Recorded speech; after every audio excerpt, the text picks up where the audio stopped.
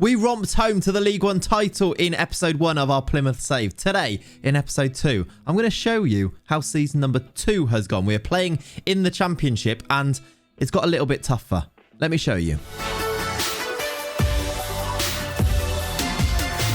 Hello and welcome back to the channel. My name is Clayts and today we have Plymouth episode number 2. We've talked about in that little intro there how we were brilliant in season 1 and managed to achieve this here in League 1, winning the title on 104 points. It was Ipswich and Portsmouth that have got promoted to the championship with us. Today we're going to have a look at season number 2 in the championship. I've gone and played it, but before I show you how it's gone, I'm going to show you the expectations, the plan, and then also our transfers that have been made, because of course a big part of this series is the fact that we can only sign players on free transfers. I can only bring in players for free. I saw a few people asking about this. That includes loans. I can't bring in any loans. I can though. Some people asking this too. I can approach to sign people even if it means we do have to pay a little bit of compensation, but there will be no transfer fees involved whatsoever. So we're going to go through all of that today. I will show you exactly what has happened in season number 2, because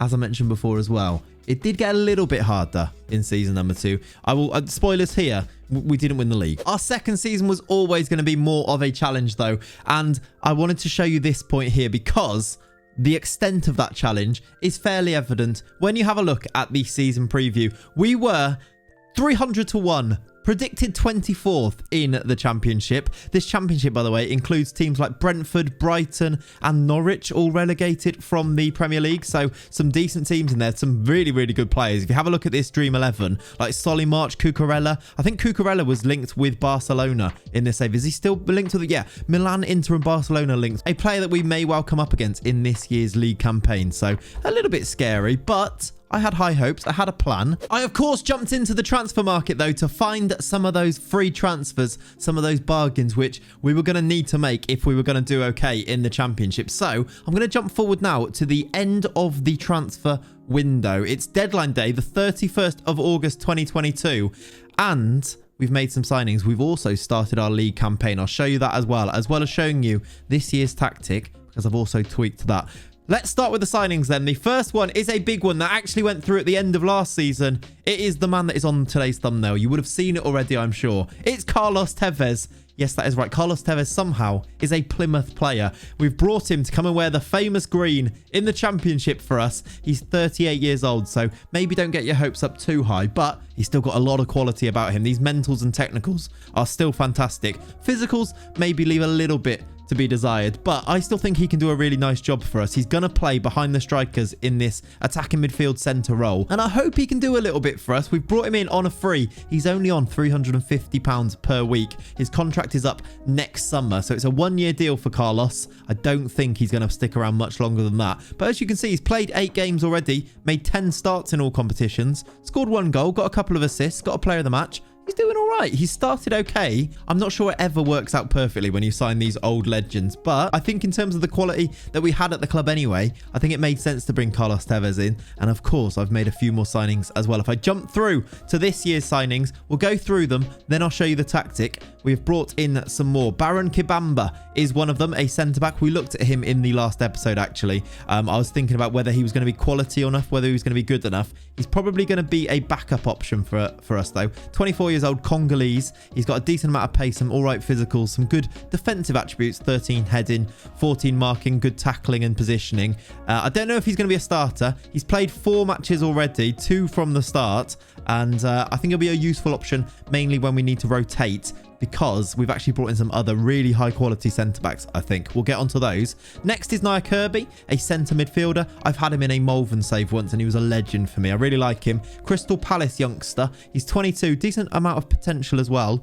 Could improve to be a decent player. I don't know once again whether he's going to be a starter, a fringe player as you can see here, but he's got a bit of pedigree. He's played in League 2. He's played in League 1. I don't think he's made his debut for Palace at any point, but I think he's got a bit of a role to play for us this year. We'll see how many games he manages to play in. Next signing is Josh Murphy, the winger. He is, of course, Jacob Murphy's brother, the Newcastle winger, and he's a winger himself, is Josh. He's played for Cardiff, Preston, Norwich. I think he moved to Cardiff for big money, I seem to remember. Yeah, £10 million he moved to Cardiff for when they were in the Premier League and played a Premier League season there and did okay, scored 3 goals, started or played in 29 matches as well. We've picked him up on a free and he started all right as well. 2 goals in his first 9. Have a look at his profile here. Just pretty pacey, pretty good technically. He's going to play as a winger probably on this right-hand side with his right foot, putting those crosses in, hopefully getting some assists. He's on 7.75k per week. I've put a few of these players on decent wages. I just want to mention that. Of course, only signing free transfers means that any transfer budget we were allocated, which was about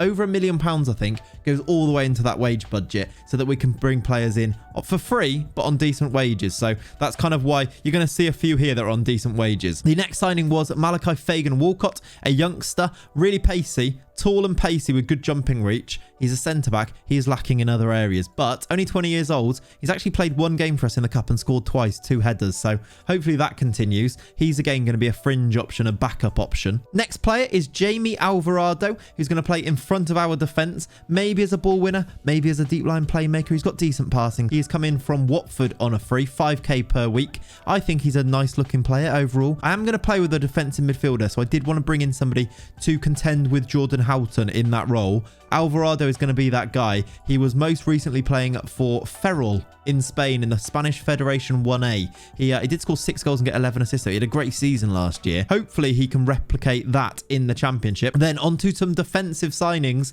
some big centre-back signings. The first is Panagiotis Retsos, who is on £16,000 per week. Is a bit of a big name, you know. Managing to bring him to the Championship, I think, is a bit of a bargain. He has played for Bayer Leverkusen. He played for Sheffield United on loan. He played for Saint Etienne. He's played in the top division in Germany, France, and, well, I mean, he played for a Premier League team. I don't think he actually played a game in the Premier League, but he was there in the Premier League. A Premier League team thought he was good enough. Did he go for money in the past? I think he did. Yeah, £15 million is what Bayer Leverkusen spent on him. He played 24 times for them in the Bundesliga in 2017. He's now at Plymouth for us, and I think he can be really useful. 14 jumping reach, good physicals, decent mentals, and decent technicals too. Still only 24 years old, has got caps for Greece as well. I think he's a really good defender to have. £16,000 per week. I know it's a lot, but of course that transfer budget goes into the wage budget. That's how we've managed to do that. Same for Emmanuel Mamana. I think he used to be a bit of a wonder kid on old FMs. I remember signing him and being really, really good. I'm hoping he's going to be decent this year as well, because we've managed to bring him in on a free for Plymouth. He's on massive wages, really. 21.5k, but 26 years old. He's got caps for Argentina. Very decent physical attributes, very decent mentals. To be honest, he's got really good technicals in the right places too. His passing on the ball, his vision's a bit low, but his passing is brilliant there. His defensive attributes are really, really good. He is going to start alongside Retsos in that defense. You see he's played 5 matches already. Those are our signings. The last one, by the way, actually is Mark Bowler, a left back, he played for Middlesbrough in the Championship fairly recently. I think he's got experience at this level. He's got decent pace and physical attributes to play from left back as well. Those are our signings. I did mention though that I've made a change to the tactic as well. Let me show you that, and then we'll think about what the plan is for the rest of the season. Here is the tactic for season number 2 in the Championship. It's called the Hoe, and it's a 4-2-3-1, but I've moved this midfielder slightly further back to play as a deep-lying playmaker. It's a deeper-lying playmaker, which is going to be Alvarado. It could well be Jordan Houghton as well, who was really, really good for us last year, but those two can contend for it. Our defence will look like this. Opera and Bowler at fullback, Retsos, Mamana, Cooper will continue in goal. Alvarado, Grant is going to play. I've changed this role. This seems to be a really good role in FM22. The centre mid on attack. It's really, really versatile as well. Look at what you can do with it. You can basically get them to do exactly what you want them to do. For now, I've not really put too much on there for him, but I'm going to watch how he plays, and I'm going to decide, do I want him to shoot less often? Do I want him to dribble more? Do I want him to do... It's so versatile, the central midfielder role, that you can kind of curate it to be exactly what you want it to be, and I'm quite looking forward to using it. It seems to be really good this year. This season, Connor Grant is going to play in that role to start with. Tevez in front of him, who I'm hoping can produce the goods. Hardy to the left, continuing as our inside forward. I like a tall player here. Murphy will start as a winger. Sonogo will be in the middle. Pretty much what I'm looking for is Josh Murphy to cross it for either Sonogo or Hardy to get on the end of, and that's where our goals will come from. So far, they've both got 5 apiece from these roles, so it seems to be working at the moment because we have actually started our season. We've started well. We are 6th in the championship after 9 games. It's been a really good start to the season. Remember, we were predicted to finish bottom. We're not bottom. We're doing quite well. I'll show you the results so far as well. We did start with a loss, which was disappointing. Bounced back with a 3-0 win. Then a draw against Ipswich, who came up with us. We've had wins against QPR, Cardiff, Fulham and Peterborough. We've won our last 2. Draws against Portsmouth, Huddersfield. We did have a loss to Brighton, which was in the Carabao Cup. We've only lost 1 game in the league so far. Hopefully this can continue. Can we go and sneak a playoff place? Will we need to settle for mid-table? I'm not sure, but I've just thought of what your comment can be for today's video. I want to know what your prediction is. You have to be honest. I want you to write in the comments down below prediction and the position you predict us to finish in, because what we're going to go and do next is jump to the end of the season and I will show you exactly how we have done. I will see you in May 2023. Okay, it is May 2023 then, and the season is complete. Where have we finished in the championship? Season number 2. We have finished 7th in the league. As you can see, we have just about missed out on the playoffs very narrowly. It's a little bit gut-wrenching, actually, that we didn't at least have a little run-through in the playoffs. I'll tell you what I probably would have done as well, by the way. If we'd finished in the playoffs, we would have maybe done them live as part of the episode. Does that sound like something you want to do? Maybe if we manage to do it next year, we'll do the playoffs as live comms in the actual episode. I feel like that would have been good. We just missed it by 1 point. We tried. We really did try. We've had some really good spells during this season and some really poor spells during this season. We actually ended on a decent spell, and it looked like we might get there, but instead it's going to be Blackburn or Reading to go up from the playoffs. Norwich will be staying in the division, and Brighton will also be staying in the division. A little bit of a shock, that one. Brentford have won the league. They've got themselves 102 points. Fulham have got themselves promoted on 93 as well. The final playoff game hasn't actually been played yet. It's going to be Blackburn versus Reading, because in the round before that, if I go back to the semi-finals, it's Reading beat Brighton and Blackburn beat Norwich, which maybe you'd be a bit surprised about. We finished 7th, just below them. I want to show you our run in the season, because as I mentioned, there were some really good runs and there were some terrible runs of form. I had to keep a really close eye on the squad dynamics this year. This went up and down all over the place. We've got a few players asking to leave here, look. A few players asking for new deals. It's been very difficult to decide who to give new deals to, depending on whether I thought we're going to be in the Premier League or not. There's a few of these that I probably will give new contracts to, like Daniel Opere now, knowing that we are going to stay in the Championship for next year. I do, though, feel like we've prepared ourselves quite nicely to put a full-on assault on getting to the Premier League next year. Hopefully that can happen. I'd showed you up until about this point here at the end of August for the transfer window. After that, we went on a very decent, a very nice run of two wins in a row. Yaya Sonogo scoring goals, Josh Murphy scoring goals. Then we lost to Brentford, who we've seen were brilliant. Look at this for a run of form, though. Take that Brentford game out of there. We are winning most of our games around this point, scoring 5 goals against Luton in a 5-3, which was ridiculous. We beat Bristol City 4-3. We were scoring goals, but conceding goals. And then look at this. From October onwards, it went absolutely to pot. All the way from the start of October until mid-December, we didn't win a single game in the league. We drew a couple against Swansea and Birmingham and Blackburn, and then we lost everything else. Only close losses, lots of 2-1s, 3 in a row there, but losing games to teams that were around us as well. This run here basically ruined our season. There was not really any recovering from it, even though we went on a decent run after that. You can see that the wins started to pick up some really decent ones. We went through in the FA Cup to the 4th round as well with a 4-2 win against Blackburn. The next round there was Blackpool, and we lost that game. So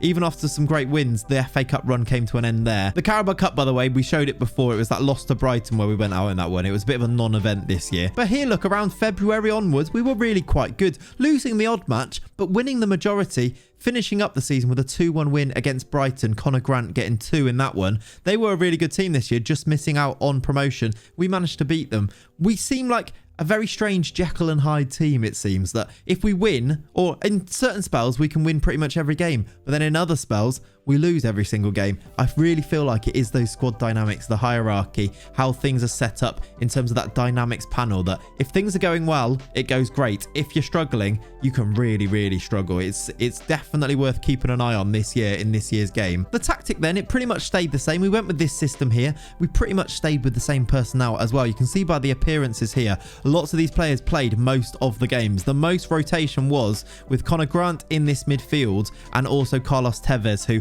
didn't quite have the legs to do it for the whole season, but was pretty good, really. Look at the goals being scored. Alvarado got 5, Grant got 8, Murphy got 8 from the wing as well. Played 50 times, Josh Murphy, this year. Was really good. I know his average rating's a little bit lower than some of the others, but pretty much a 7 out of 10, which is good if you're going to play 50 matches. Tevez was great, by the way. 7 average rating. He's been good recently too, a 7.14. Got 3 goals, but if I show you Carlos Tevez, he got 9 assists, which is really good. 11 assists all competitions. For a 39-year-old, he does have another year on his contract, but I do feel like his appearances may be scaled down slightly for next year. He's very much become an enganche now, which is where your physicals just don't exist anymore. I don't know if he's going to play many more games. He's not on a big wage though, so he is still worth keeping around. Hardy from this left-hand side was our second top goal scorer, 18 goals, look, from this left-hand wing. And then up front, Yaya Sanogo did still managed to get 19 goals. The rollability, the stars rating on him, it's not looking very good anymore. I do maybe think we need to upgrade. He's now 30 as well. He's actually wanted by Auxerre.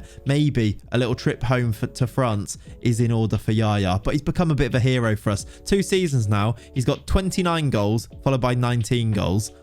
Obviously, as we climb up the leagues, those might go down, but has he got another season in him? I'm not quite sure. I do want to look for a new striker in the transfer window. But there you see the appearances. There are the stats for you stats people if you want to go and have a look at them. Have a look at who played the most games. I did end up using Retsos as a right back for quite a lot of the season, bringing Brendan Galloway back in at centre back. I don't know why. I just really like Brendan Galloway. He seems to get good average ratings. He was a real threat last year from set pieces. This year, not as much, but Retsos as a right back did make a bit of sense. For some games, though, we did still have this going on where Au Pair played there. Like, he played 22 times, so this was maybe more like it. But yeah, that is the system. That's how we've got on this year. There are some targets to think about for the summer. I've made offers, or I've started to approach Christian Gamboa as a right back. He's 33, but still lightning quick. Could still definitely do a job for us if we brought him in. And this one, I feel like, could turn our season around if we could get it done. Joshua Zirkzee, 6'4", Bayern Munich player, could be available on a free transfer. His contract is up. He wants big money. He doesn't want to talk to me yet, but I'm going to do the charm offensive. I'm hoping we can bring him in. And if we do manage to get him in, it'll be Sanogo out, Zirkzee in, and I'm confident he will score goals for us. He has been scoring goals for the Bayern Munich B team as well. He's got 16 goals there. He's played for Anderlecht and got 13 before that too. That is my big #1 target. Whether I get that done or not, I guess you'll find out in the next episode, which will probably be next week if I can get another season done in that time. Hopefully you've enjoyed this little process though. Hopefully you are enjoying this as a series too. If you are, make sure you do subscribe to the channel. Leave me those comments down below. Are you impressed with how we've done? Let me know. Let's have a discussion in those comments. Thank you so much for watching today. I'll see you in the next video. Have a lovely rest of your day. Bye-bye.